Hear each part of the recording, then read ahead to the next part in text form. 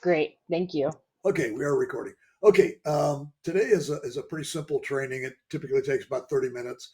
We're going to talk about three-dimensional planning, which is kind of crosswalking everything in the system. So you can, we'll talk about the categories and subcategories that you can use, and then how you retrieve the data once you get it in there. So let's go ahead and move forward here, past this one. We're going to use the same example. Obviously, the planning model is always the same. And then we're going to talk about tobacco cessation again a little bit, just to use it as the example here. Okay, so here's the things we're going to talk about today. First of all, what is 3D planning? We'll go into a little bit of detail there. Um, oops.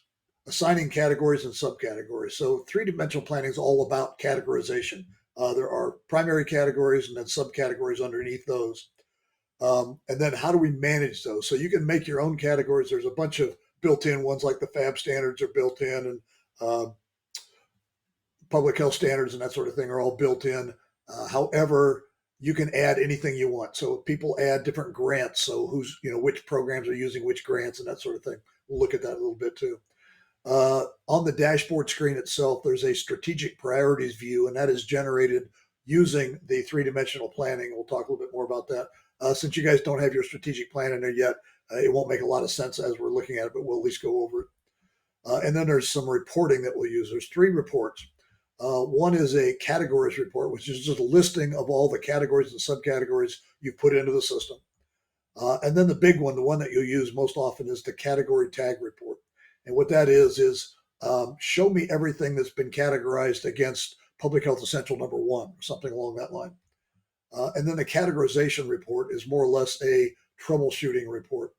Once you go through and you assign and unassigned categories across a lot of different programs, you're going to end up with some confusion at some point in time. Like, why isn't this showing up on my report? Well, you're going to go look at the categorization and say, oh, I forgot to recategorize it as this. So we'll talk a little bit about that as well.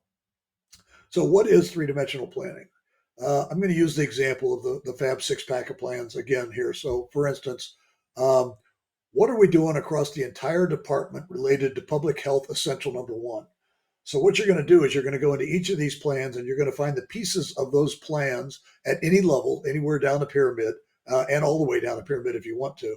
The pieces of those plans that are related, in this case, to public health essential number one, you're going to tag them, and then you're going to be able to extract that data across all the plans onto one screen. The FAB standards are all in there. We'll talk about that a little bit. So when I'm looking at accreditation or reaccreditation, it's really nice to be able to look across everything you've got in the system and say these are all the things that are related to FAB standard 6.1. So you're tagging different pieces of different plans against, in this case, FAB standard 6.1. We talk about the strategic priorities. So we have a strategic priority in our little demo plan called partnering. And what are we doing on every different plan that is, in fact, related to partnering in here? And this is where that bottom of the dashboard screen we'll talk about shows up. And then over time, you're going to have a bunch of documents in the system as well. And you can tag those documents. One of the things you might do is tag them against the FAB standards so you know which documents are related to which standards as you're submitting them. But you can tag documents to anything. It could be grants, it could be standard operating procedures, it could be anything you want it to be in the system here. So how do we actually categorize the document? So assigning categories and subcategories here. I'll take you live into your account here. So I'm going to go down to our Tobacco 2025 plan again here. I'm going to step down to services initiatives. So I'm going to use tobacco cessation as the initiative here. Now, to categorize anything, I use this little button right here. It's an up arrow with a paper clip on it. And when I click on that, it's going to open up the screen that has all the primary categories on the left. And you can see we have strategic priorities, service type requirements, et cetera, down here. And then we have the FAB domains and standards down here. I'm going to go down to the essentials of public health. So here's the 10 essentials of public health. And I'm going to say for a tobacco program, it kind of makes sense to tag it as investigate, diagnose, and address health problems, hazards affecting the population. So smoking would be one of those in there. I'm also going to go down to FAB domain 3 here because the plan was to do training to the schools on the dangers of smoking in here. So I'm going to go ahead and say it also meets FAB standard 3.1. Now, when I'm tagging these, and again, you've got the strategic priorities, what type of service. And again, you can use these or not use them. You can remove them later on if you want to. If you want to put something else in there, you can do that. But there's just some of the things that are kind of public health related here, like, why are we doing this? Because it's a federal law, we have to do it maybe. What type of funding is this program under? So you can look at the different types of funding. People put in here, grants, and then you have a listing of each of the grants that's funding a program. So again, you can have as many different categories assigned and as many different subcategories. So I could say, this is really 2, 4, and 6 if I wanted to in here, and it would tag all of them on there. So right now we're going to go ahead and say it's Public Health Essential Service number 2 and FAB Standard 3.1. And to assign them, I'm going to click the little save button here. Now, what it's asking me here is, because remember, I'm up at the service initiative level right now, do I want to categorize everything below that as well? So the goals, objectives, and activities. Most often you're going to say yes, because if it's at the initiative level, then it probably applies to everything below it. Now you can say yes and kind of mass update everything below it and then go in and tweak it if you need to, or you can just say, no, it's just the initiative level. In this case, we're going to go ahead and say yes. And what it's going to do then is show us, now the little button you notice has the blue eye on it, indicating that it's been categorized. And if I click it again, you'll see exactly what we just saw, the 2 categories and subcategories that we assigned to it here. Now, if I go down the pyramid a little bit, so again, out of the goals here, and you'll see we're still in reduce smoking in high schools, and you can see that we have the little blue eye again, and it's got exactly the same categorization down here. So this is the categorization process. So I'm just assigning a bunch of tags to these things, and I can go back and assign as many different ones as I want to. Now let's go down to the objective level, and let's just say for a second that we have this categorized the same as above here. But now let's go ahead and say, instead of standard 3.1, we're going to say this particular objective and its related activities will be under standard 3.2 instead of 3.1. So I'm going to go ahead and say yes to the activities here. So now when I look at this one, it's got 3.2 marked, and I go back up to this one, and it's got 3.1 marked in here. So just as an example, and we'll talk about this when we do the actual reports here. So this is the categorization process. That's really all there is to it. And again, you can assign as many categories as you want and as many subcategories per category as you want to have in there, if it makes sense to do it. We're going to dig in a minute here and talk about how do we actually use those categories, how do we maintain them, how do we update them, add them, delete them, whatever you want to do in here. But that's the process of actually categorizing here. So before I go any farther, any questions on what categorizing is about, what the three-dimensional planning is about? No? Okay, good. I actually have one. Can I add one thing into multiple categories? Can you do what now? Can I add like one thing into multiple categories? Add one goal into Like it? one of, yeah, into multiple categories? Oh yeah, yeah. You can assign as many Okay, categories as you want to a goal or to any okay. element. Yes. Okay, Yeah, cool. and that's kind of what we were talking about with having the standards and the fab domains on there set up. Okay, great. Okay, so how do we actually maintain those categories? So let me take you back live again. The main menu button up here in the top right, and then down here to categories. So it's a very similar screen to what you just saw, except this case, the categories and subcategories are editable. So I can go down here to my service type, for instance, and this is something that you may or may not ever use. If I wanted to delete service type and just make it empty here, I can go down here and hit the red X after I've selected it. It's going to say, do you want to delete the category and all of its related subcategories? So if you want to do that, you can. Adding them back is easy as well. So if you want to go back in there and just say, hey, I want to go and add these back in here, you can go in here at this point in time, hit the plus button, type in maybe service type again because we deleted it, save it. And then once you've selected service type, you can go over here and do the same thing with the subcategory. So hit the plus button, type in direct service, save it, and then you just continue to add these down here. So let's say you wanted to add, delete this one and add grants in there. So what you do is you'd hit the plus button and you type in grants, and then you can use the category number here to determine the sort order. So you notice we left 10 in between, so it gives you a lot of room to be able to insert things the way you want to have them in there. So you can go ahead and put grants in there. And then under grants, you might put the names of each of the different grants that you use to fund programs. That way you can assign programs to grants, and you can go in and say, show me all the programs that are funded by a FIG grant or something along that line in there. So it's really a simple process. Again, you can add any ones you want. You can remove any ones. We do kind of recommend that you leave the fab domains and standards in there and the essentials of public health. That's kind of the basic ones. You cannot delete the strategic priorities. That's something that I manage up there for you. So once we get your strategic plan in there, I'll put those in there. And the reason for that is because that's what generates the bottom of the dashboard screen. So we can't be without that in there. So that is the whole process for managing the categories and subcategories. Questions on that? Pretty simple. Okay. This is the dashboard screen, and we saw that a couple different times as we were doing the trainings here. But down here at the bottom, you have three views: leaders, groups, and priorities. Priorities is exactly that. It's your strategic priorities, which you see listed down here. These are our demo plan strategic priorities, and then how they relate to all the other plans in the system. And the way that you do that is by going through and categorizing every other plan against the strategic priorities. So as you pick a part of your emergency operations plan, and you might say, this is related to our strategic priority around improving regulatory compliance or something along that line.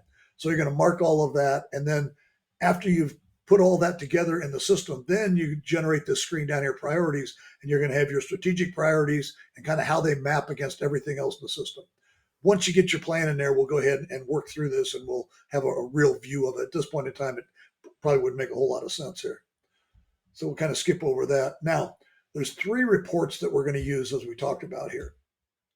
The first one is the categories report. And simply is all that is a listing of those categories and their related subcategories. Reports menu up here, go down to categories here, and it's real simple. So your strategic priorities are listed here against the category. And we get down to the essentials of public health. You can see they're listed here. So it's just, sometimes you get lots and lots of categories and subcategories, and it's just nice to be able to go look at it in one place instead of scrolling through each of the different ones in here. And then you got the fab standards in here, et cetera. So that's report number one. I'll go back to the reports menu. The report that you use most often is the category tag report.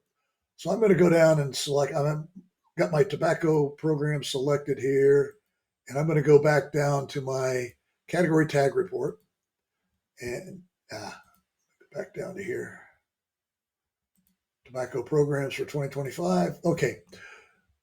The category tag report allows you to select a set of categories that you want to see the data attached to. And the data you can look at are documents, abstracts we haven't talked about yet, services, goals, objectives, and activities. So right now I'm saying, show me all the objectives. And then what I want to be able to do is go in and say, okay, if you recall, we assigned it public health essential number 2. So, but we also assigned it to fab domain 3.1. So if I wanted, and this is where it can get a little complicated, but it's also extremely powerful. We use Boolean logic in here. If you're not familiar with Boolean logic, it's really simply ands and ors. So if I say, let me uncheck this one for now. So if I want to say, I just want to see everything that is related to public health essential number 2, then that's going to be real simple. And if I generate the report here, it'll show us exactly what we put in there. Remember, I'm at the objective level. So it's showing me the 2 objectives that we tagged as public health essential number 2 in there. Now, when I say ands and ors, if I went in here and said 4 or 6, what that's saying is if a planning element is tagged with either a 2 or a 4 or a 6, it's going to show up on the report. So that's the or function. It's 2 or 4 or 6. If any 1 or any 2 or any 3 of them are tagged on the planning element, they're going to show up on the report. Now, when I go between categories here, so if I go down to domain number 3 and I select this one, it becomes an and function. So what I'm saying is it's something that shows up with essential public health service number 2, and it has to have standard 3.1 tagged to it. So if both of them are tagged to it, it's going to show up on the report. If just one of them is tagged to it, it will not show up on the report.